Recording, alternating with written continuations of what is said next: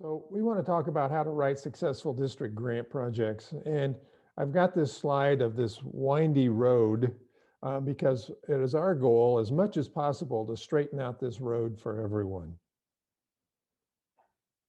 So let's talk about the first thing that needs to happen when we write a district grant is you have to identify a need, right? So you go out into the community and you find out what the need is. You might do a community assessment, however you identify what that need is. Maybe it's projects, scholarships that you've done for a long time. However you do that. Then the next thing you need to do is decide if your club is qualified to receive district designated funds or DDF. So to be qualified, the president-elect has to have completed the grant management seminar online. Now, this is new. Because PETS, because of COVID, is not meeting in person, we're going to request that since the Rotary International Learning Center has a perfectly good grant management seminar, that be completed online. And I will be sending instructions to all president-elects on how to do that. It's pretty simple. And it's a comprehensive workshop. And we're asking another club Rotarian, hopefully the one who's writing the district grants, to take the district grants workshop or watch the videos. And if the person chooses to watch the videos, we just ask that they send us an email, say, I watched the videos and I'm ready to go. If you want to write a global grant, then another person will have to take the global grants, the grant management seminar on the Rotary International Learning Center. So the only requirement, the only thing that changes there is that we're asking that your club have somebody trained in writing district grants. We've had it has taken so much time to help people along who know nothing about the district grant process as they write their district grants, that it would really be helpful to have people in the club who have some sense of what the process is. Clubs have to be also current with all their reporting, both district and global. They have to have signed the financial management plan and the MOU, and they're on file with the stewardship chair. There is a change to the financial management plan. We're asking the president-elect to sign it, and we're also asking the treasurer, club treasurer, since they're involved in managing the grant funds, to sign that. And you have to have paid your dues. That's called good standing. And do you have board approval for your project? We've run into a couple of multi-club grants where we were caught by surprise when one of the club's board didn't approve. Does your project fit into the terms and conditions for the Rotary Foundation? And I just want to touch briefly on a couple of those things. The first one I want to touch on is conflict of interest. And I'm not going to read this to you. You can read this. I'm going to show you where you can find all these materials as well easily in DACDB. So if you even think there's a conflict of interest, it's better to clarify that, so-and-so is involved in this grant, but they're not benefiting, their company's not benefiting from this project. If you have a club member whose organization might be involved in receiving benefit from this grant, then that person should not be on the grant writing team or a signatory on that grant writing team. And that should be declared that this person's business is being helped in this way, but they are not receiving personal gain from this project.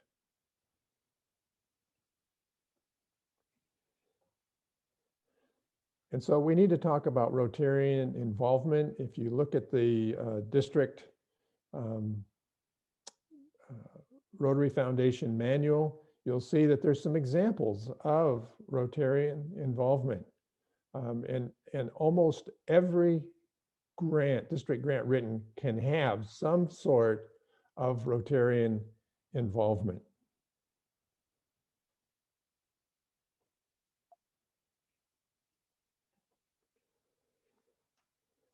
So district grants are designed to be accomplished in 12 months or less. And you're going to see in a minute that we've adjusted the timelines trying to make this simpler and easier for everyone to understand. In the past, we have said that this has to be completed within 12 months of the date your grant was funded. And since they're funded at different times, that has created enormous confusion.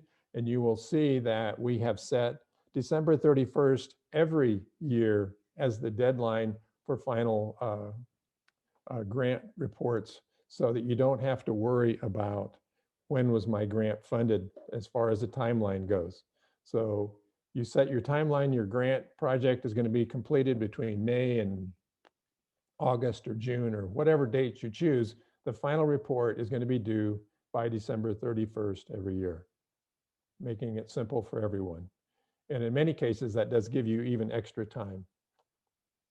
So when you're calculating the costs of your project, the budget for your project, we want to make sure that everyone understands that if it's an international project, you have to account if there's an exchange rate issue involved in the grant.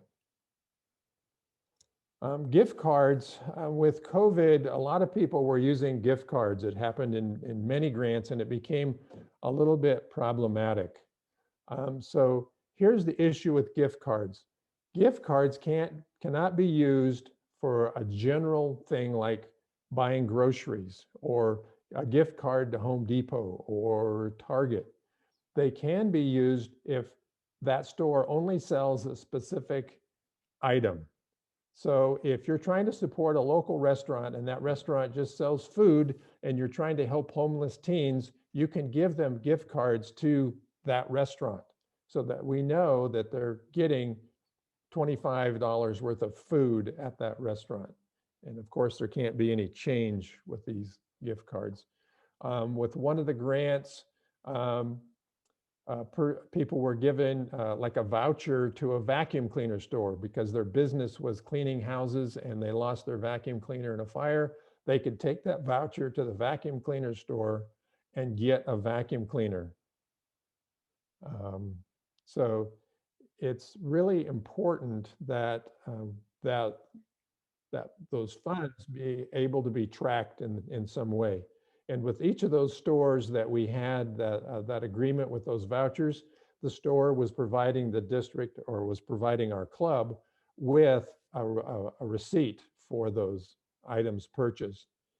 Also, it's best practices to have Rotarians involved, like Kids Spree, where they're going out and buying clothes. When we had the tool replacement grant, Rotarians met with the recipients at a local hardware store and shopped with them so that there was Rotarian involvement. And one Rotarian, past district governor Chuck Root, said it was one of the most meaningful activities that he's ever done, was shopping with people to replace things they'd lost in the fire. So anytime we can involve Rotarians with the end recipient, it's always a really positive experience for everyone.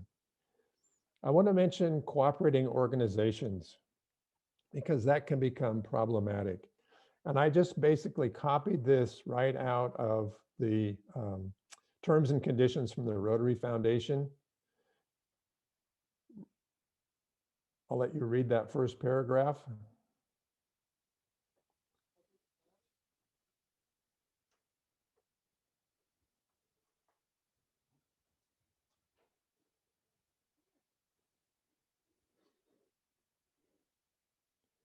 And specifically for district grants, all funding provided to cooperating organizations need to be used, have to have specific project expenses and maintain an itemized report of those expenses. And so to this end, we have created a cooperating organization, a real simple MOU for each cooperating organization involved in a district grant. And it just basically says, what is the organization going to do and what is the Rotary Club going to do, and track those expenses. So it's very, very simple thing to do. We just need to track those expenses. And this is only being done because it's been problematic in the past. I want to talk a little bit about pass-through because pass-through is not allowed in the terms and conditions. There's only one true pass-through that's allowed in the terms and conditions, and that is you can fund Shelterbox. You can write a district grant for $1,000 in DDF and $1,000 club match, and you just write a check to Shelter Box. That's the only pass-through that there is. Other examples where money kind of passes through are RILA, and Rotarian involvement could be selecting students. Any student scholarship, Rotarians can be involved in selecting students, interviewing students, staying connected with those students, overseeing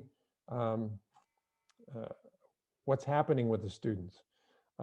We have a person in charge of scholarships, and throughout the year, she calls the students and emails the students to check and see how they're doing. On page 7 of the DRFC manual, it talks about student scholarships, and you can see that with international student scholarships, that we are requesting an MOU for each organization that handles DDF. So if you have a student in Africa attending school and you want to support them, but you send the money to a cooperating organization, that cooperating organization needs to sign the MOU and exactly what they're going to do with those funds. And then if the funds are then transferred to a school, we just need to see receipt that those funds are transferred to the school and that the school has an MOU saying that they're going to use the money for the student's education. If you're going to, you can use up to $500 to travel on a district grant if it's connected to the grant project. And if you're going to use anything that has to do with the Rotary Foundation, many times you have to go through the Rotary International Travel Service called RITS. So if you're going to travel, you might check with them to make sure that you don't have to use them if you have a personal travel agent or you arranging your own travel if it involves DDF. You can use district grants for community assessment, for a global grant or for a district grant. And so as long as Rotarians are involved on either end, if it's an international community assessment, you have Rotarians involved on the other end, or if it's a local one, you have Rotarians involved doing a local one. So one of the things we need to make sure that people understand is that Rotary scholarships, regardless if it's a global grant or a district grant, can't go to a child, grandchild, spouse, or other relation to a Rotarian. And in the, I mentioned Rotarian participation. In our manual, it says project development, engaging in the publicity or public image, presenting a program, financial or fiscal management, hands-on work, media development, or being a liaison. So there's any number of ways Rotarians can be involved.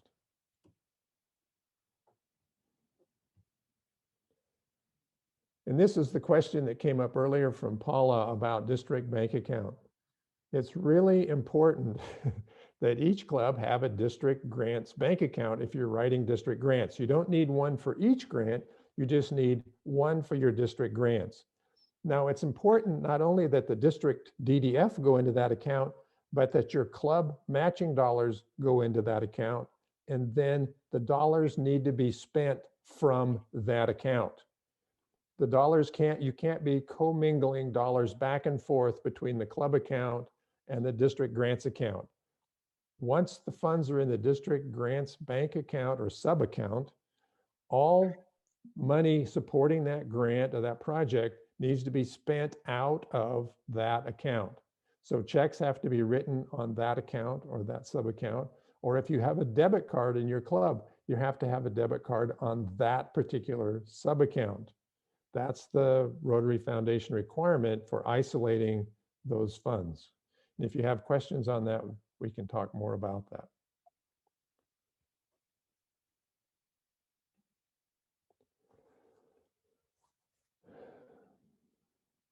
So let's say that one of the changes that you're going to see is that you don't have to write a pre-application any longer.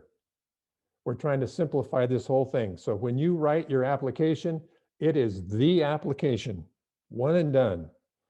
So, and that's going to be due June 1st again. So let's say you write that application and you submit it to the district for approval and you go, uh-oh, we want to do something different because back in May or April, when we were planning this project, this was going to happen, but it didn't happen. Can we change it? Absolutely, you can change it. You can change it anytime up till the time that you actually do it.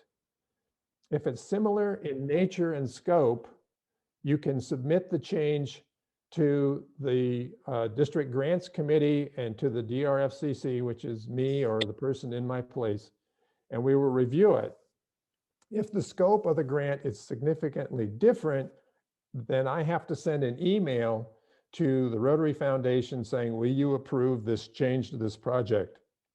And if it fits within the terms and conditions, they always do it. So it's not a big deal. It's just if you decide you're going to change it, then you have to move your grant back to draft status and then make those changes to it. So Lynn mentioned the budget. Once it's submitted to the district, you can change your grant budget. You can't make your match less than what the DDF is.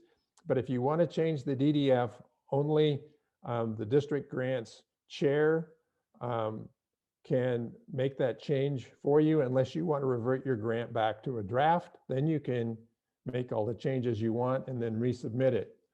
Remember, if you revert your grant back to a draft, that the signatures go away. And so it has to be re-signed. And so that's an issue, especially for multi-club grants. If you have 6 president-elects sign it and you need to revert it back to a draft, it becomes an issue. It might be easier to talk with Kathy about making that adjustment rather than having to get all those 6 signatures again. I just want to mention briefly community assessment because it's not a requirement for district grants, but it can make a huge difference if you do a community assessment. And some of you I know have done that. I want to give you an example. When the fires burned in the Phoenix Talent area down here, I called the local liaison in the Phoenix Talent School District to the Latino community because so many of the people that lost their homes and everything they had were in the Latino community. And I said, if we wrote a disaster response grant for $25,000, what would you do with it? And she said, you know what? We don't need food and we don't need clothes because there are so many people donating food and clothing into this area that we don't even have a place to store it all, which is an amazing thing, which is a good thing, good problem to have. She said, but what we do need is these people lost their livelihood. So many of them do manual work, either as mechanics or yard work or a variety of things, housework, that they lost their tools. And the biggest thing that we can do now is help them get back to work. And by taking that few minutes to have that discussion, that led to one of the most successful grants I've ever been involved in because we hit the need right on the head and really made a difference for the people in the community. And then the United Rotary Clubs of Southern Oregon picked that grant up and took off with it, and so far have spent almost $200,000 getting people back to work. So taking a few minutes to find out what the real needs are in your community makes a huge difference. So I'm going to turn this over, you're tired of me talking, to Kathy. So Kathy. All right, thanks, and hello everybody. Gosh, it's great to see so many of you out there who've been working on grants. And anyway, I hope both Lynn's walkthrough of DAC-DB of both the application process and the final report process was helpful, as well as Tim's kind of review of some of the key points you need to be thinking about for your club to be qualified and some of the kind of sticking points. So what we're going to do now, I'm going to walk us through kind of reiterating or looking back to what Lynn walked you through, looking at DAC-DB. I'm going to walk us through this application process and timeline with some specifics related to our district. And then after I do this, Hal's going to spend some time going through the final report process. And we're hoping that maybe by going through this a couple of times from a couple different angles will get at some of the questions and some of the issues that may have come up for you. And if you have questions, by all means, enter them in the chat box, because we want to be sure and try to respond to what your questions are. Okay, so back to the application process.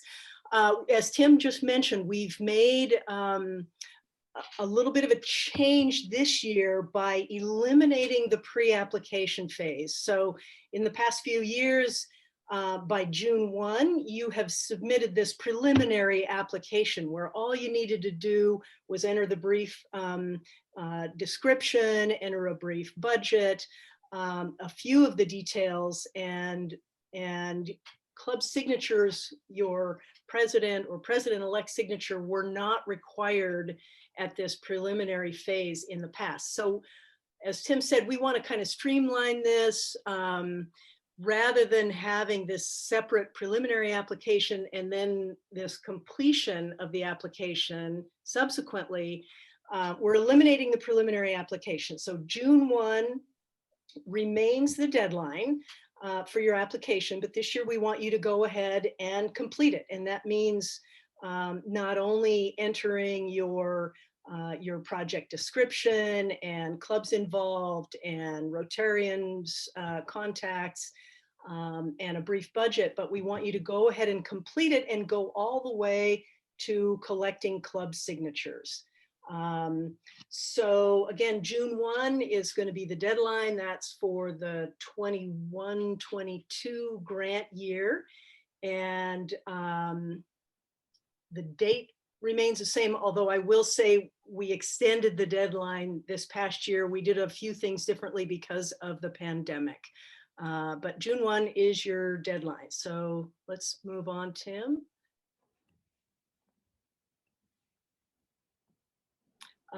Completing the application. So Lynn again walked us through this in DACDB, but there is in the details tab, there's a space where you indicate your priority for after you've entered the title of your grant project. You need to indicate the priority. Is this the high priority grant or is this a medium priority grant? If your club is only submitting one proposal for a district grant, then it can be high priority. It should be high priority. If your club is submitting two proposals, which we allow in our district, then only one can be high priority and your second grant must be listed as medium priority, okay? This year we were very fortunate. We had enough district designated funds that we were actually able to fund all high and medium priority grants for every club that submitted a proposal. That's a little bit unusual. Often our goal is for sure to fund at least one grant for every club that submits a proposal. Again, as I said, we had enough funding this year that we were able to submit 2 grants for those clubs that were able to submit 2 proposals. So, okay, so only one can be high priority if you're submitting 2 grants. The second one must be medium. Also, if you are working on a multi-club proposal, a multi-club grant, that grant has to be listed as high priority for every club. Okay, so there aren't that many multi-club grants, but we certainly have a handful of them this year, and some of them are quite significantly large projects. And of course, the advantage of a multi-club is that you can request up to $2,000 in matching funds for each club contribution of $2,000. So you can do a bigger project by partnering with other clubs. Keep in mind, a multi-club grant has to be listed as high priority for every participating club. In DACDB, there is, in that details page, there's a little box where you can choose, is this round 1 or round 2? Really, we don't particularly make use of that, so you don't have to really worry about that that little box under the project details tab. Okay, so June 1 is our deadline for the submission of your proposal. That includes club signature, which this year we're asking for the president-elect to be the signer on it rather than the president, because in fact, your proposal is going to be taking place in the grant year for of the president-elect. So our deadline for everything to be complete in your proposal is October 15th, right? So we've said by June 1st, you need to submit your proposal.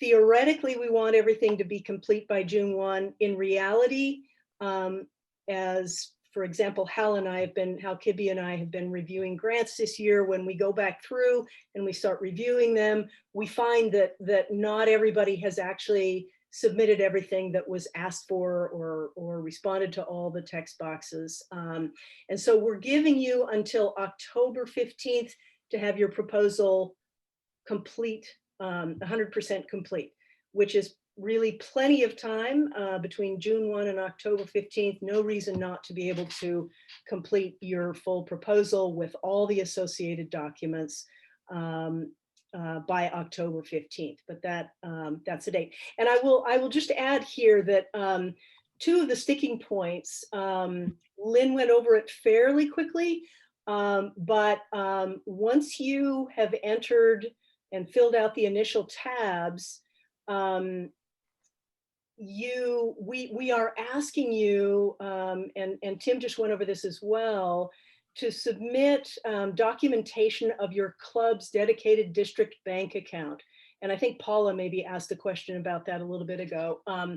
Really, we want a voided check from your dedicated district grants account, and that needs to be uploaded into the documents section. And a lot of you have had questions in the past. I will just say, a lot of you used blank counter checks to write or to show that that was your district grants bank account. You can't use a blank counter check with handwritten name of your club and grant account. It must be actually a printed check or a bank statement that lists your club name and lists district grants bank account on it. That's definitely been a sticking point or a question for a lot of clubs. So anyway, we need this documentation of your club's dedicated district grants bank account. And the other thing is in the documents section where your the MOU, if you have any partnering organization, your agreement with that partnering organization needs to be uploaded as well. Okay, so that's all under the header of completing your application. We'll be reviewing your proposals after you've submitted them for district review and getting back to you with any questions for completion. Tim also mentioned in our timeline process, you have the next full year to complete your grant. Okay, so if you submit your initial, your proposal by June 1, 2021, it's approved and funded by October 15th. You then have the following year to complete your project and submit your final report by December 31st of that following Rotary year. So many of you know that Hal Kibbe and I have been writing to you, asking you if you have not yet completed your final report for the 1920 grant year. Your deadline is coming up on December 31st of this year. So December 31st, again, reiterating what Tim said, is going to be the end date by which project must be complete and final report must be submitted. And again, district grants are by definition short-term. So you really shouldn't be planning a long-term project that's going to take 4 years to complete. These must be complete in a year and the grant final report submitted. Okay, area of focus.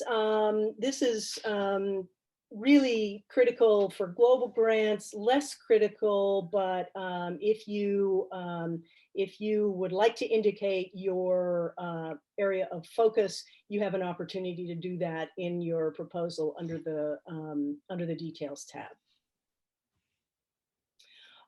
Project description, under that very first tab, I'm going back, if you can imagine in your mind's eye when you're initially drafting your proposal, that very first tab under project description, we want you to keep that description simple. As Michael Soden described, when our district Rotary Foundation chair, Tim, is going to submit our request to the Rotary Foundation for our district designated funds, we need a limited, very, very brief description. So that initial description should be very short. We don't want the backstory. We don't want all the details. You'll have an opportunity to give us the full story and all the details under the application tab, but it's really important that we have a very, very brief description. If it's a literacy project, getting books to all first and second graders in your community, that's enough in that brief description tab. Okay, DDF requested. In our district, the maximum DDF request is $2,000. And of course, any request that you make for DDF through this district grant process, your club must submit matching funds. So your club contribution would have to be $2,000 in order to request an additional $2,000 of district designated fund in order to support a $4,000 project. Okay, multi-club projects, again, as we mentioned, are possible. The maximum district designated fund match on a multi-club project is $10,000, meaning that you'd have to have at least 5 clubs, each submitting $2,000 and requesting a matching $2,000 to come up to the $10,000 DDF. But there is a drop down when you come to the clubs involved. That's one of the tabs on your application in DACDB. There will be a drop down menu, and if, for example, my club is the Eugene Metropolitan Rotary Club, let's say we're going to partner with Southtown on a district grant. Under the clubs, I would have an opportunity to choose Eugene Metropolitan and Southtown Rotary and any other club. You are basically choosing from a populated menu when you are listing the clubs that are involved. Okay. Then in addition to listing the clubs that are involved, perhaps it's only your own club, or if it's multi-club, you'll have more than one club listed. Then you have to list the contacts for your grant. And again, you'll have a drop-down menu for each participating club, and you will choose who you want to be listed as a contact for that grant. We would like to have every president, if you're working on this in June, it would be the president-elect for your club. And if you are the principal contact, obviously you want your name to come across. Again, when I list Eugene Metropolitan Rotary Club, then all the names of my club members will show up, and I choose which ones I want to have listed as club contacts. So again, pick your club contacts that you want to be aware of what's happening with that proposal. And of course, your president for the grant year should be included. Okay, the application tab, that is again where you'll have the opportunity to expand on the details of your project. Tell us all you would like about the background and the details. And that's where we also want to hear about Rotarian involvement, which of course, as you've heard several times, is critical. We don't want these grants to be passed through funding to some other organization. We'd like to see how you intend to have your fellow Rotarians involved in your project. Then you need to complete the budget tab. And for this application phase, the budget can be very brief. As Lynn said, you show your revenue side, your club contribution, your request for district designated funds. Under the expense section, again, that can be brief in this initial phase where you can say purchasing books, $4,000. Hal will talk about how in the details of the final report, that's where you get very detailed about how you actually spent the money. So completing the budget tab. Finally, the documents section again, we've mentioned it several times now, but this is where you upload your voided check from your designated bank account for district grants. And if you have a cooperating organization, this is where you upload your MOU to show us that you have an agreement who will do what with your cooperating organization.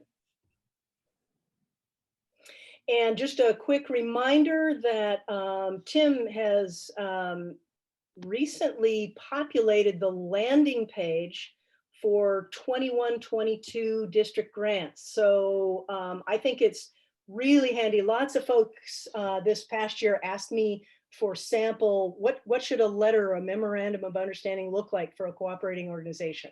We've now got a template up there for you. We also have all of the policy documents right there. We've also got the timeline and these deadlines listed. So that landing page for 21-22, this next round, has tons of really good information for you all in one easy to find location.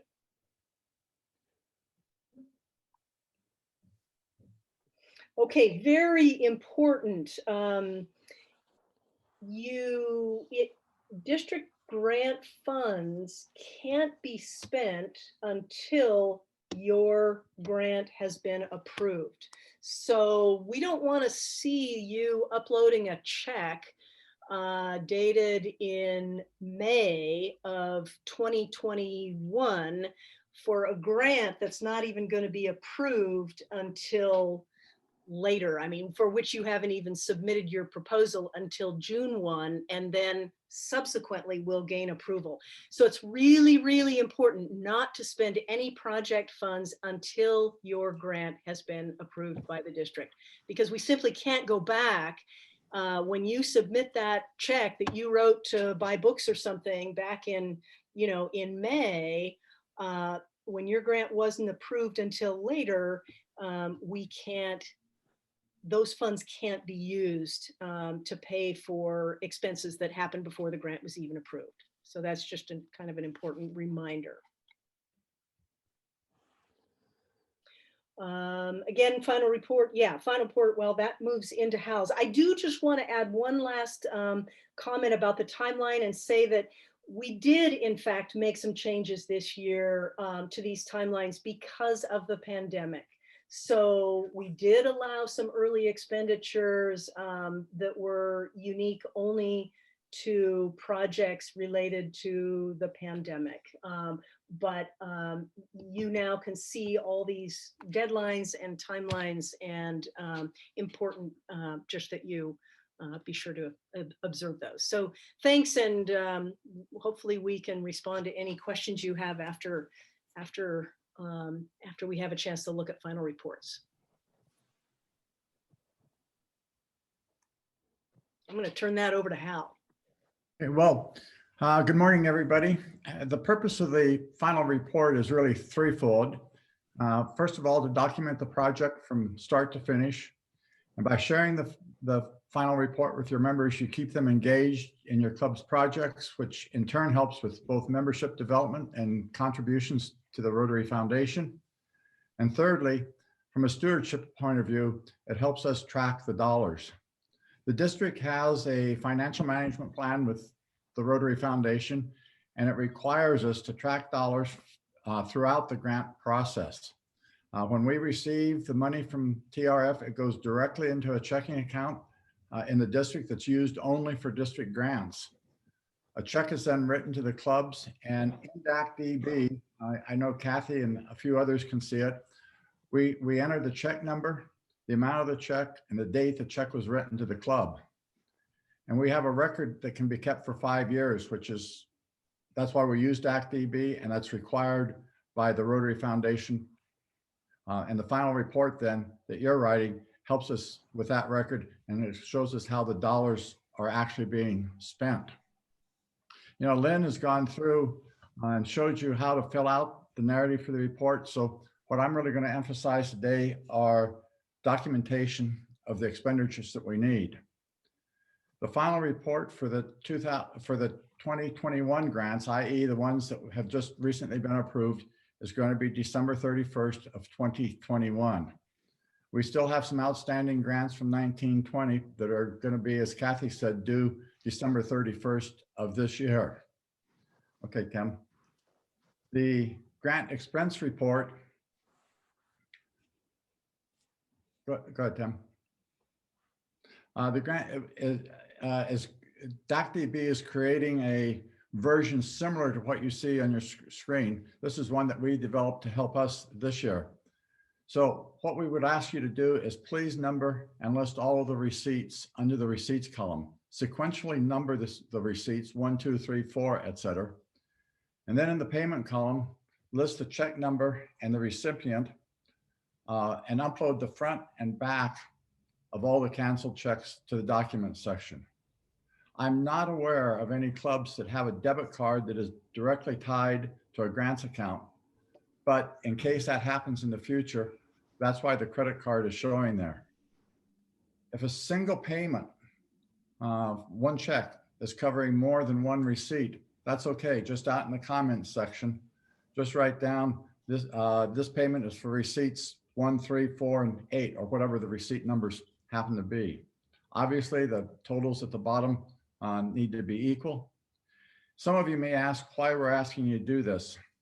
Well, it takes an inordinate amount of time to go through tens of receipts for 60 plus grants and try to match them up with the payments.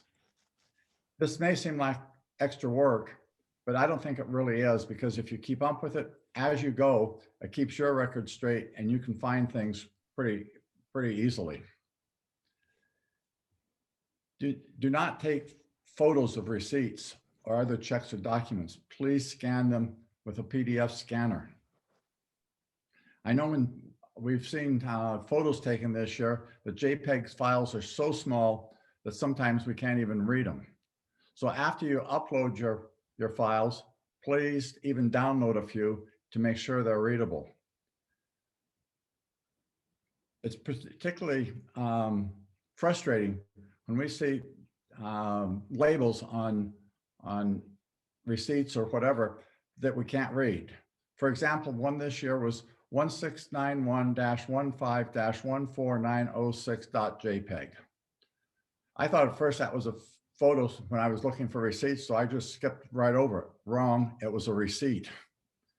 You know, if the reviewer is looking for receipts and the final report has a bunch of files like that, it takes forever to try to figure out what's going on. So please label the receipts. Please label them the same as you did in the expense report. And also, it'd be particularly helpful in the document section if you'd create a folder for just receipts and upload all of the receipts to that folder. We need canceled checks, front and back, or a PDF copy of a bank statement that lists the payee. Most of the bank statements that we saw this year did not have a payee, they just had a check number.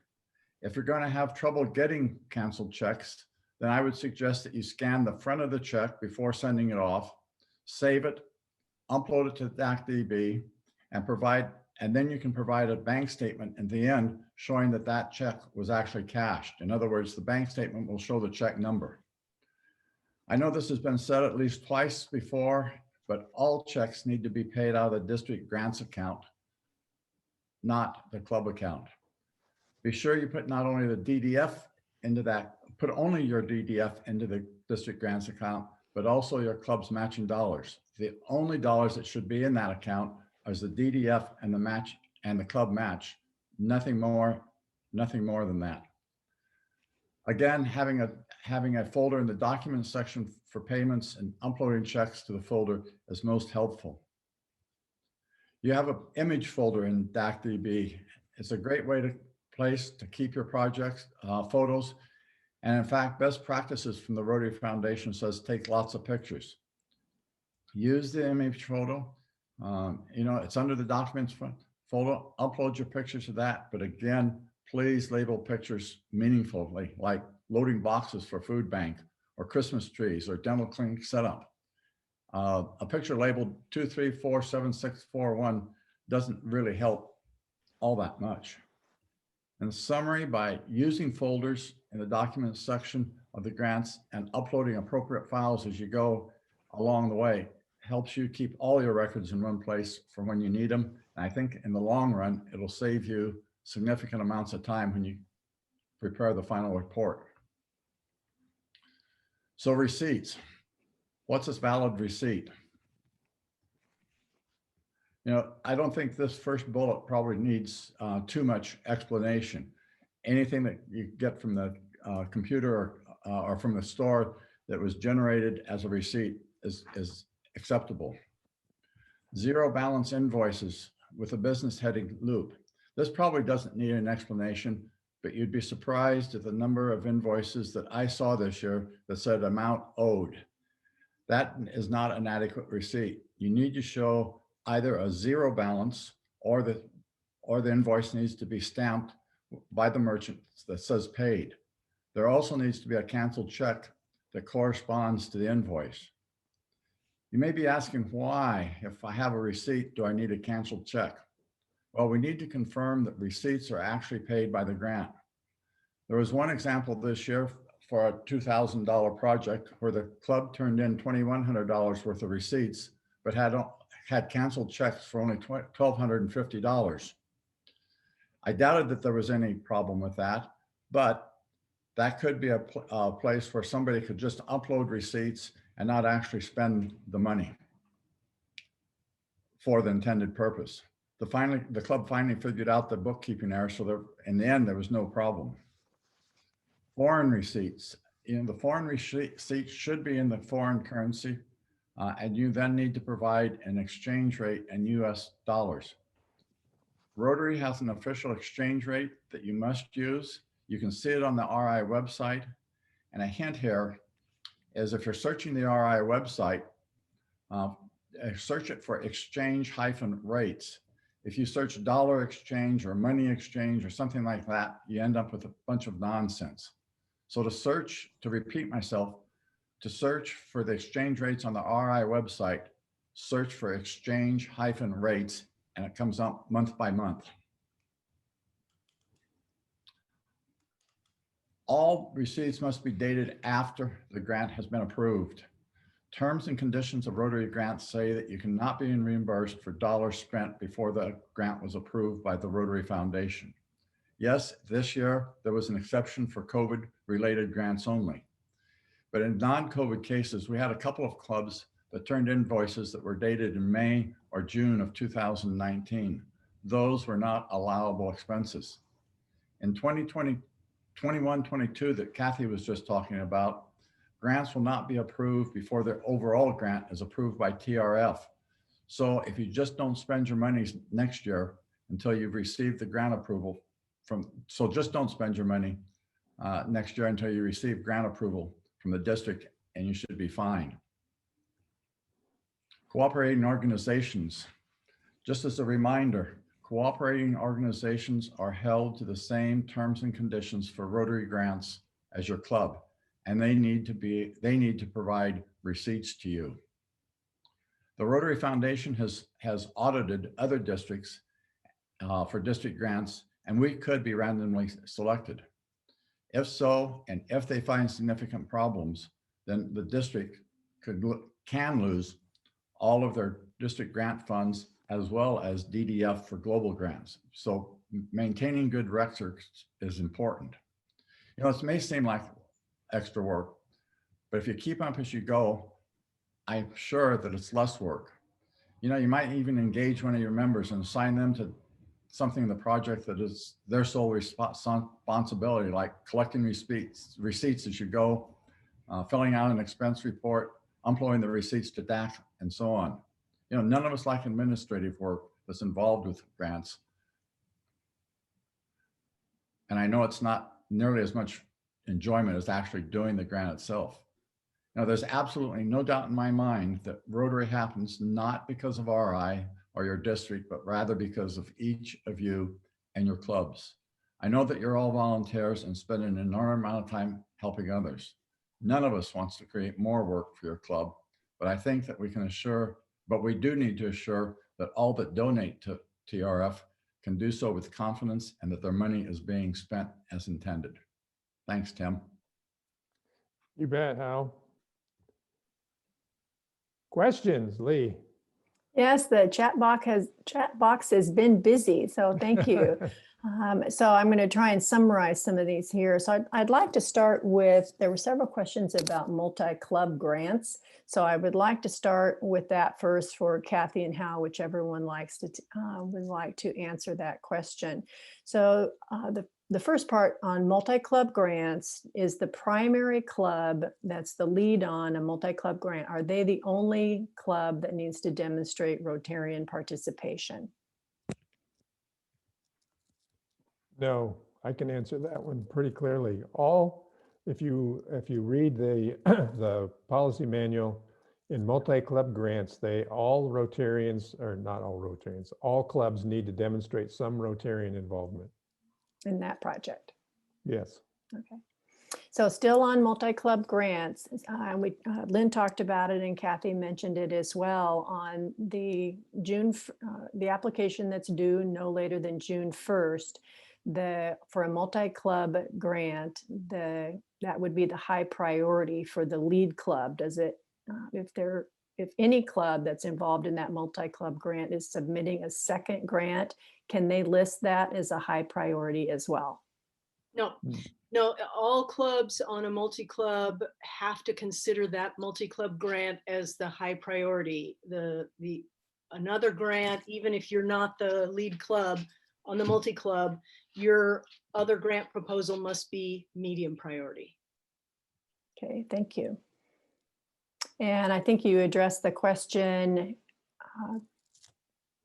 within our district. It's not the number of clubs that is restricting how many can participate on a multi-club grant. It's the amount of DDF requested. So the maximum of 10, correct? Correct. All right, thank you for that. So I think it's worth, particularly since we made some changes, just going back and reviewing the calendar schedule versus what's due. We've had several questions around that. So if you could do that, Kathy, and use the year as well. So if it's June 1st of 2021 for the 22-23 grant year, something like that, and what the deadlines are and for the application, when you will be completing your work and accepting the applications, and when money would be awarded, and then when the reports are due. Okay, so in fact, Tim, as I mentioned, and as I think Lynn may have shown, the landing page and the application process is sitting there ready to go for 2021-22 grants. So actually, if you have an idea right now, you should be taking it to your board, be thinking about it. You could go in technically anytime and start an application for that next grant cycle, 21-22.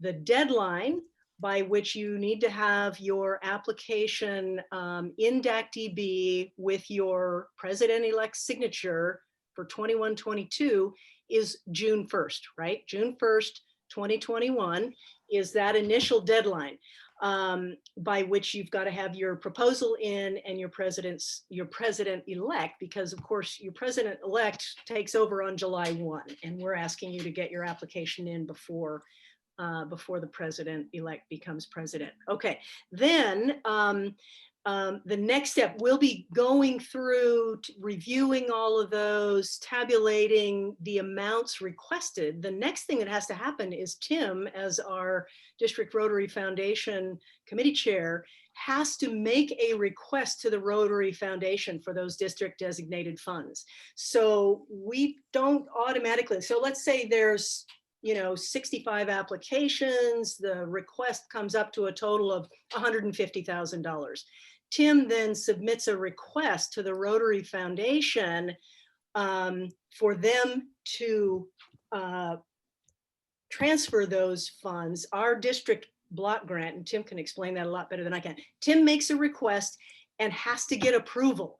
So your grant, even though it's in the system by that June 1 deadline, after that, Tim has to submit his proposal to the Rotary Foundation. We have to get approval for all of your grants, and only then can we start actually approving grants. Okay, so that's what we mean by we can't approve anything until we know that we have the funds from the Rotary Foundation.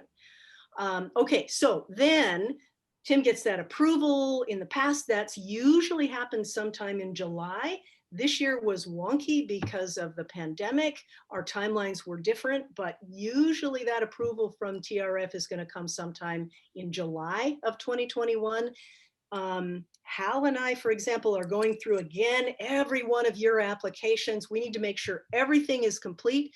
If we find something missing, we're going to be sending you a message and say, hey, I'll just pick on my own club. Paul, let's say Paul submitted a proposal for my club and I can't find the voided check from the bank account. So I'm going to write to Paul and say, Paul, you need to upload your voided check from your district grant account. So you have until October 15th. So between June 1 and October 15th of 2021, that's your timeline to fix anything, for us to tell you, hey, something's missing. You need to get it in. Everything has to be done, ready to roll by October 15th. Hal and I this year were reviewing proposals and approving them. We want to do that as we go along. And if everything is in there earlier, we will approve your grant and we will request your district designated matching funds as long as your club is qualified. And then after this process, October 15, 2021 is the absolute deadline for making sure your grant proposal is complete. We will have reviewed it, approved it. Then you have until December 31st of 2022 to submit your final report for that project. So you do your project between for 2021, you have really over a year to do the project and submit the final report due on December 31st, 2022. I hope that was clear. So if I could just add a comment to that, if you're Johnny or Sally on the spot and you get your final report done and approved, then that qualifies you for the next Rotary year. So the faster you do the final report after you complete your project, the sooner you become qualified on the grant reporting aspect for your next grant. Also, the sooner you do your final report, the easier it is to find those receipts that you may have misplaced or get that final report done. So it's much easier to do that final report post haste after you've completed your project. Tim, I'd like to add one thing. It saves the clubs a lot of time if they will simply upload their receipts and their canceled checks as they go along during the year into DACDB so that they don't have to go looking for them at the end. Good point. Okay, Lee? And moving on with questions. So this, I'll kind of group everything around signatures. So have reiterated a couple of times that on the application, the president-elect, the president who will be sitting during the project year, will be the signer to submit the application to the district. So questions follow then: multi-club grants, who needs to sign the application? Who needs to sign on the final report end, which signatures or signatures are required, and how are signatures handled if the option is exercised that you're going to change your project? So on a multi-club proposal, the president-elect or the president of the project year for every club must sign on the proposal. Now I'm kind of losing track of the details of the question, but Okay. at this stage, we're only requiring the president's signature at the application stage, right? So we want to make sure that your board has approved this and your president has approved this project at the front end. Right now, we're not requiring the president's signature on the final report. Leanne, I'm not sure what, and Hal or Tim may have No, responded. that covered two of the parts to that is if an application is submitted, appropriate signatures are in place, and then for whatever reason, that particular project needs to be modified, what happens to the signatures and what does the club need to do then? So there's two things. There's project. two things. If the project, if the DDF needs to be changed, then if it's a multi-club project, my suggestion would be to ask Kathy to modify the DDF. Otherwise, you have to revert it to draft and you lose all your signatures and you have to start all over. The second thing is, if you change the project and I have to submit that project to the Rotary Foundation, then I will go in and make a note in your grant, but we need to have the presidents, again, sign off on that change. We can't have somebody just making a change and nobody knowing about it. Great, Hal? Let me add a little bit there. If the funding for the project changes for all of the clubs, then all of the club presidents that are on the multi-club grant need to sign, because that's changing what that club is committing to. But if it's not changing any budget and so forth, then I would say that only the lead club president has to sign. But we really do have to be careful of committing clubs to funding something that they themselves are not committed to. So my suggestion would be that if you have a multi-club grant and you need to make a change, that you contact Kathy and talk through what the issues are, and so that we can help you with that and make sure you're not doing extra work. Thank you. I want to go back to John's question from earlier on completing the application. What happens if the date for project completion, which is provided to you on the application, is not met?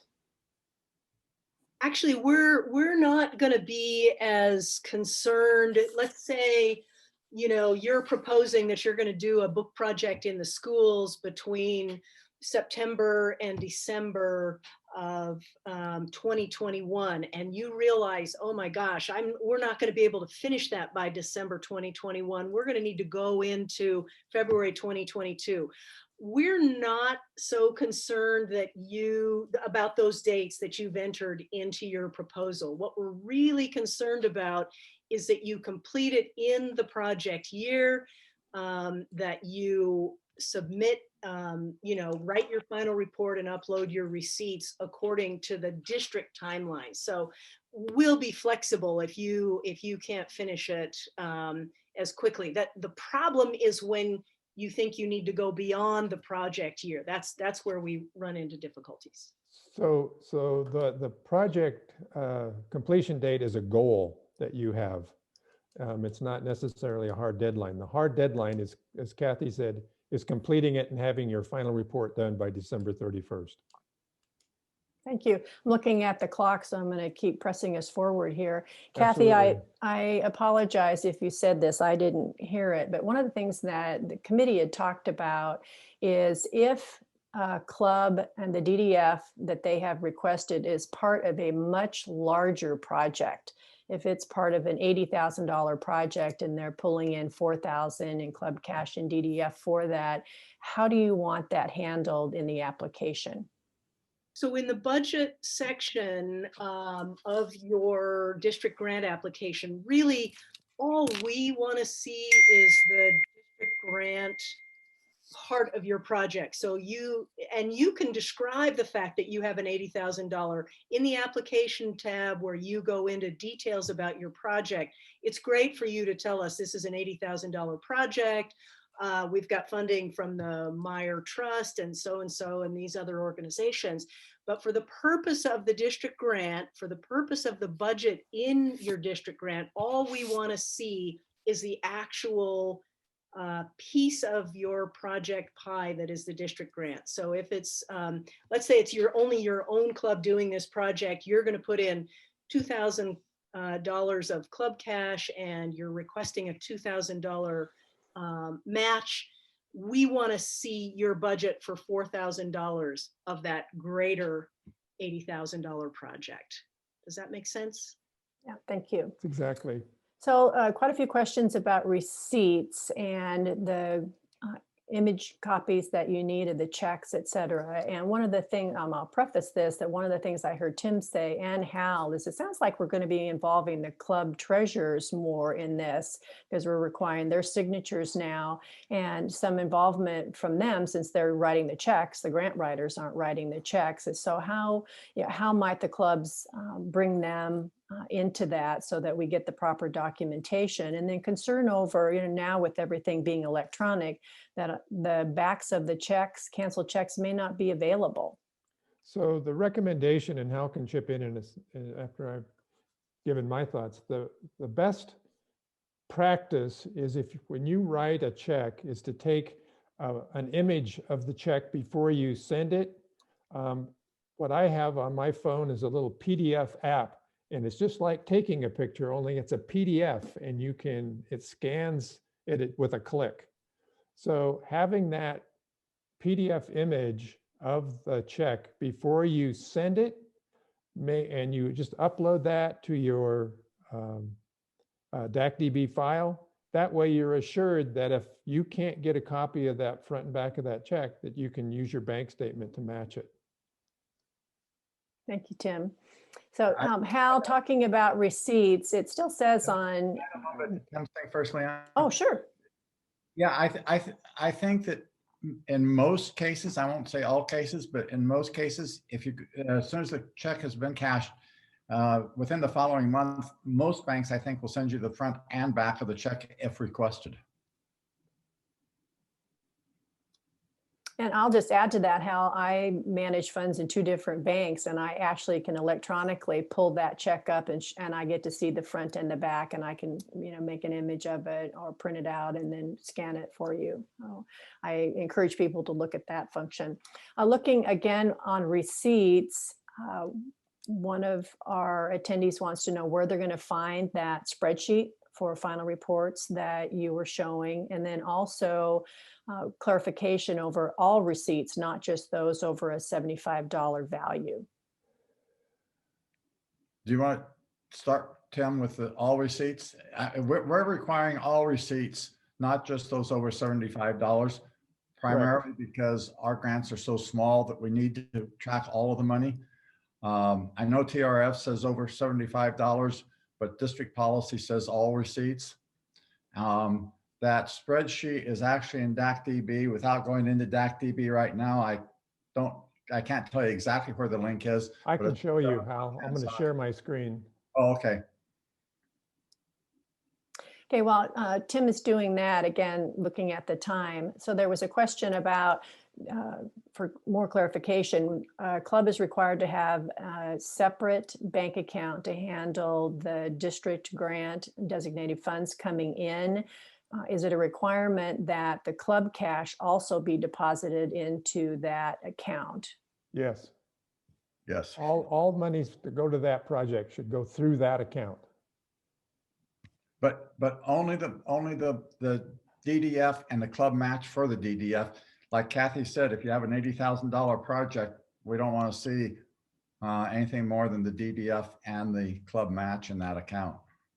So when you go to the DACDB grants page and you have changed the org year to 2122, then you will see all files that you might need: memo of understanding, cooperating organization MOU, financial management plan, terms and conditions for, this is from the Rotary Foundation, the DRFC manual, and that expense report.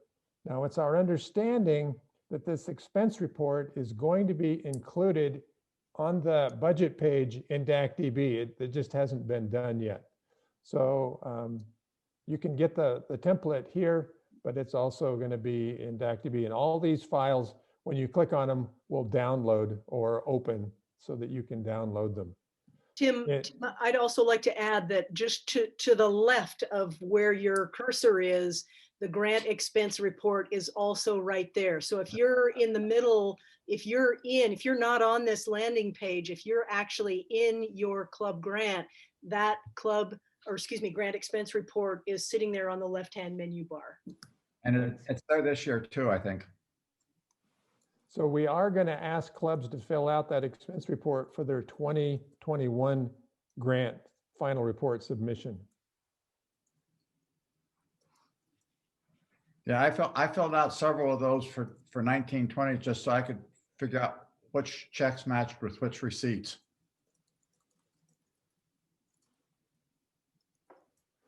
Okay, 2 more questions, please. Okay.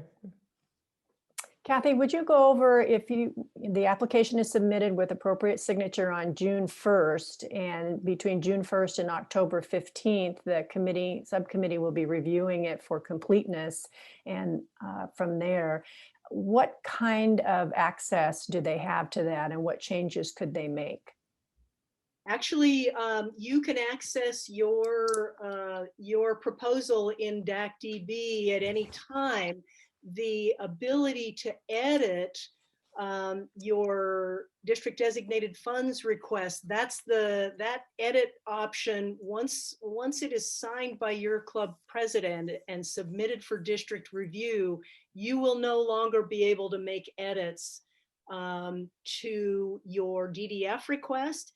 And there's a little section, there's a text box at the top. When you're in your grant, in the club grants view, it tells you once you've submitted for signatures, the grant is locked, but you can still upload documents. You can upload checks, you can upload receipts into the documents section, you can upload photos, and you can the tabs for interim report and final report are still active. So you'll be able to write your reports and upload documents. It's just the initial text of the proposal and the DDF request that you will not be able to edit.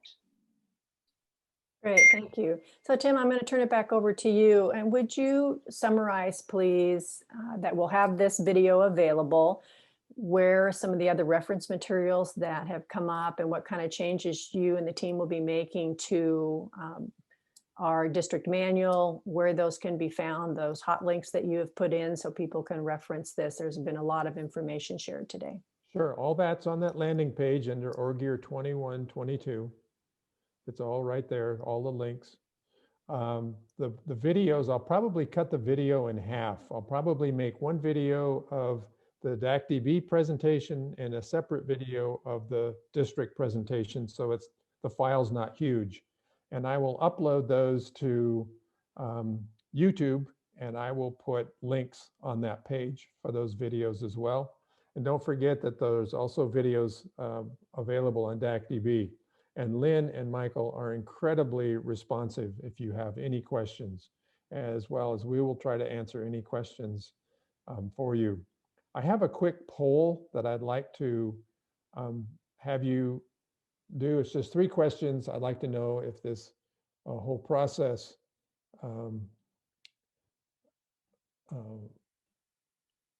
works for you. So if you wouldn't mind taking the poll so that we get a sense of whether or not we've met your expectations. Tim, I think you were going to launch that this time. I did. Okay. We're good.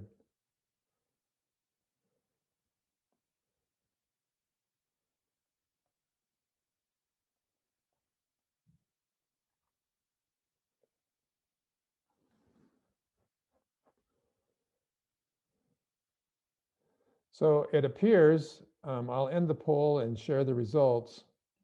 It appears that we met most people's expectations. There's a few people that said no. If this did not meet your expectations, or if there's something that we missed, please don't hesitate to drop us an email and let us know, or give us a call, and we will do our best. Our goal is always to help this process through.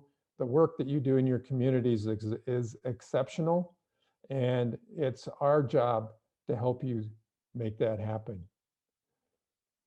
Kathy or Hal, do you have any closing thoughts before we let these people go?